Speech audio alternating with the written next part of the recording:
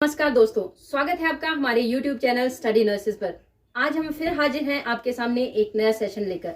पिछले सेशन में हमने बात की थी आपसे हिमाचल में आई आपदा को लेकर, खासकर हिमाचल प्रदेश की राजधानी शिमला में स्थित शिव बॉडी में जिस तरह की आपदा आई थी उससे संबंधित हमने जानकारी आपके साथ शेयर की थी और आपको बताया था कि क्यों Indian institute of advance study का नाम जो है इस आपदा के साथ जोड़ा जा रहा है और किस तरह की कार्रवाई जो है, किस तरह की जांच आगे की जा रही है। आज बात करेंगे कि क्या हिमाचल प्रदेश ने इस आपदा से कोई सीख ली है, क्या सरकारें जो बार बार सरकार की ओर से जो बयान जारी किए जाते हैं, क्या आने वाले समय में नियमों का उल्लंघन कर निर्माण कार्य पर रोक लगाई जाएगी या किस तरह की कार्रवाई सरकार की ओर से की जाएगी। बात सिर्फ इस सरकार की नहीं करेंगे, बात सभी सरकारों की करेंगे, वो पिछली सरकार हो, वर्तमान सरकार हो या पहले की सरकारें रही हो। आखिर किस कदर वो निर्माण को लेकर हिमाचल प्रदेश में गंभीर रही हैं और वास्तव में इसके पीछे की सच्चाई क्या है, इसके बारे में बात करेंगे। बात उस पत्र से करते हैं जो कि हिमाचल प्रदेश के राज्यपाल शिव प्रताप शुक्ल की ओर से हाल ही में हिमाचल प्रदेश के मुख्यमंत्री सुखविंदर सिंह ठाकुर को लिखा गया है। इस पत्र में क्या कहा गया है, जो समाचार पत्रों में जो दावा किया गया है इस पत्र को लेकर, उसमें कहा गया है कि राज्यपाल ने सीधे सीधे मुख्यमंत्री से आग्रह किया है कि हिमाचल प्रदेश में नियमों का जो उल्लंघन हो रहा है निर्माण कार्यों में या खुदाई में, उस पर तुरंत रोक लगाई जानी चाहिए। उन्होंने कहा है कि भविष्य में थोड़े बहुत लाभ के लालच में आकर जो है हिमाचल प्रदेश के पर्यावरण के साथ जो खिलवाड़ किया जा रहा है उसको रोका जाना चाहिए। उन्होंने साफ कहा है कि कई जगह पर ऐसा भी निर्माण किया गया है जो कि 70 से 80 डिग्री की ढलानों पर किया गया है। साफ है कि यहाँ पर नियमों का पूरी तरह से उल्लंघन किया गया है। नियमों का उल्लंघन जिस तरह से किया जाता है भवन निर्माण में, पर्यावरण की जिस तरह से अनदेखी हिमाचल प्रदेश में की जा रही है, वो आने वाले समय में भारी पड़ सकती है। इसको लेकर भी राज्यपाल ने मुख्यमंत्री सुखविंदर सिंह सुक्खू को साफ साफ चेताया है। इस पत्र के अगले ही दिन हिमाचल प्रदेश सरकार की ओर से एक अधिसूचना जारी की गई है जिसमें 16 सितंबर तक निर्माण कार्यों पर, किसी भी तरह के निर्माण कार्यों पर रोक लगा दी गई है। उसमें कहा गया है कि मानसून को देखते हुए, मानसून का जिस तरह से रुख है अभी हिमाचल में, उसको देखते हुए 16 सितंबर पर किसी भी तरह का निर्माण कार्य जो है हिमाचल में ना किया जाए। केवल उन क्षेत्रों में निर्माण कार्य की छूट जो दी गई है जहां पर आपदा से प्रभावित जो क्षेत्र हैं और जहां पर भवनों का निर्माण जो है किया जाना जरूरी है ताकि लोगों को उसमें रखा जा सके और किसी तरह के जान माल की नुकसान ना हो। तो ये तो बात थी उन प्रयासों की जो कि आपदा के बाद सरकारों की ओर से किए गए हैं। कई तरह के बयान भी जारी किए गए हैं। मुख्यमंत्री ने यह भी बयान जारी किया था कि अब जो है मिट्टी की जांच की जाएगी, नियमों को और कड़ा किया जाएगा और कई तरह की चीजें जो है, कई तरह के प्रावधान जो है वो किए जाएंगे। लेकिन वास्तव में क्या सरकारें इतनी गंभीर है कि हिमाचल प्रदेश में आने वाले समय में किसी भी तरह के निर्माण कार्य पर जो है, जो कि अनियमित तरीके से किया जा रहा है और सीधे सीधे आपदा को निमंत्रण देता है, उस पर रोक लगाई जाएगी?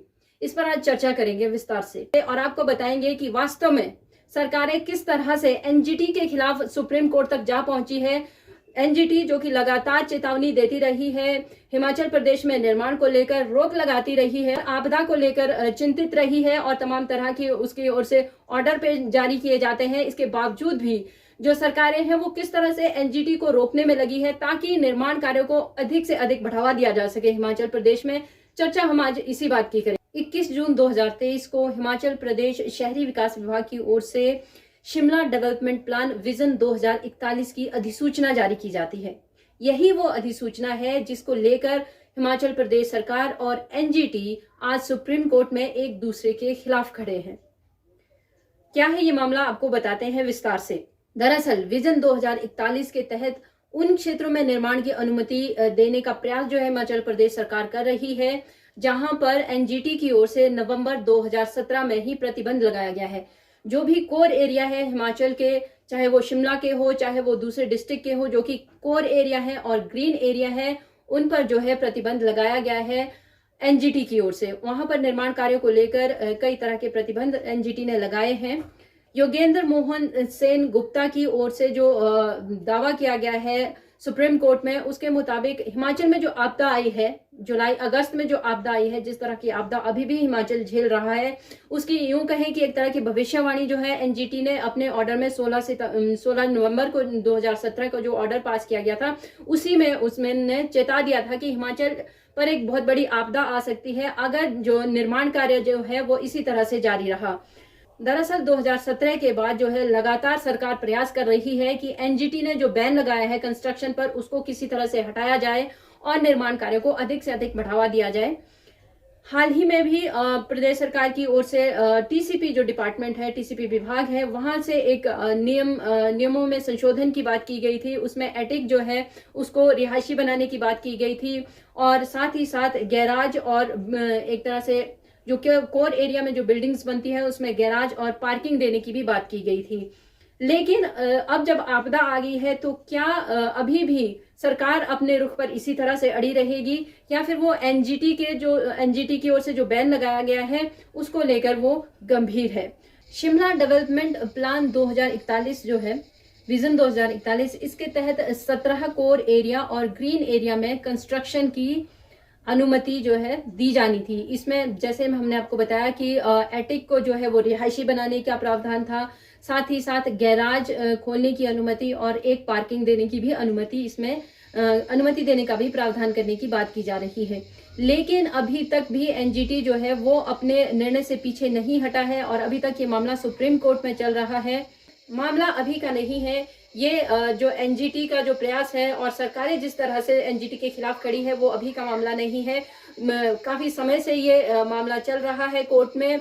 14 अक्टूबर 2022 को पिछली सरकार की ओर से जो शिमला डेवलपमेंट प्लान की जो अनुमति दी गई थी उस पर भी एनजीटी ने रोक लगा दी थी। इसके बाद वो मामला जो है हाईकोर्ट में चला गया था और एनजीटी लगातार इस प्रयास में है, एनजीटी लगातार इस मामले को लड़ रही है कि हिमाचल में कंस्ट्रक्शन पर रोक लगाई जाए, जो बेतरतीब कंस्ट्रक्शन होती है और जो कोर एरिया और ग्रीन एरिया है वहां पर कंस्ट्रक्शन ना की जा सके। इस प्लान के लागू होने से शहर के कोर और ग्रीन एरिया में लोग भवन का निर्माण कर सकेंगे। नवंबर 2017 से शहर के इन दोनों क्षेत्रों में भवन निर्माण पर पूरी तरह से प्रतिबंध लगाया गया है। ये प्रतिबंध 16 नवंबर 2017 को एनजीटी की ओर से जो आदेश पारित किए गए थे उसके बाद लगाया गया है।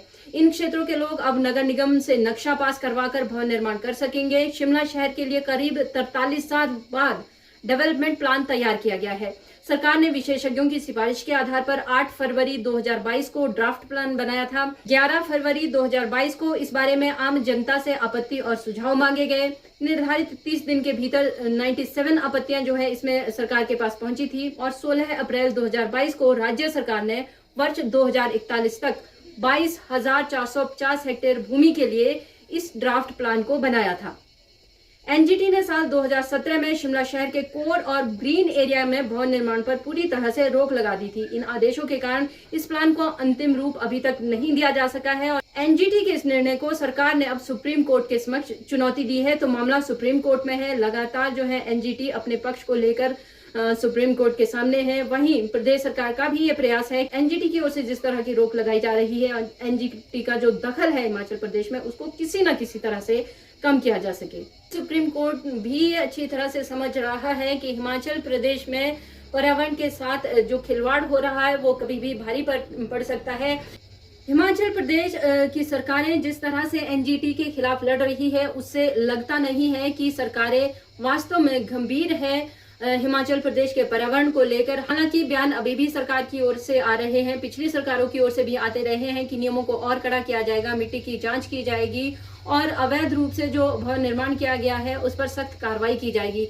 अब ये देखना होगा कि आने वाले समय में क्या वास्तव में सरकार अपने बयान पर कायम रहती है, क्या नियमों को और कड़ा किया जाता है, या जिस तरह से मिट्टी जांच की बात की जा रही है और जिस तरह से ढलान को लेकर जो हिमाचल प्रदेश की जो जियोग्राफिकल जो एरिया है उस पर जिस तरह की ढलान है उसमें जो भवन निर्माण है उसमें उनमें नियमों को लेकर किस तरह का संशोधन किया जाता है, ये देखने वाली बात है। लेकिन एक बात जाहिर है कि अगर हिमाचल ने अभी गंभीरता नहीं दिखाई तो आने वाले समय में आपदा महाआपदा में बदल सकती है। फ्रेंड्स, ये था हमारा आज का सेशन। हिमाचल प्रदेश में निर्माण को लेकर किस तरह की जो है खींचतान एनजीटी के साथ चल रही है और किस तरह के प्रयास सरकार की ओर से किए जा रहे हैं, किस तरह के प्रयास एनजीटी की ओर से किए जा रहे हैं हिमाचल के जो प्राकृतिक जो पर्यावरण है उसको बचाने के लिए। तो इसी तरह के सेशन हम आगे भी आपके लिए लेकर आते रहेंगे। अगर आपको हमारा सेशन पसंद आया हो तो आप हमारे यूट्यूब चैनल स्टडी नर्सेस को सब्सक्राइब कीजिए, शेयर कीजिए और लाइक कीजिए। इसके अलावा अगर आप किसी एग्जाम की तैयारी कर रहे हैं तो उससे रिलेटेड सेशन जो कि बेस्ड है हिमाचल जीके पर विशेषकर जगमोहन ब्लोखरा की जो बुक है उससे हमने आपके लिए कुछ खास सेशन बनाए हैं जो कि आप हमारी प्लेलिस्ट में जाकर देख सकते हैं।